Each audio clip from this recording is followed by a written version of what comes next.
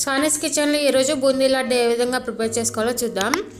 ముందుగా ఒక బౌల్ తీసుకుని అందులో 4 కప్పుల శనగపిండిని తీసుకోవాలి. ఇప్పుడు ఇందులో టేస్ట్ సరిపడా సాల్ట్, చిటికెడు వంట సోడా వేసుకొని ఈ పిండిని మొత్తాన్ని ఒకసారి బాగా కలుపుకోవాలి.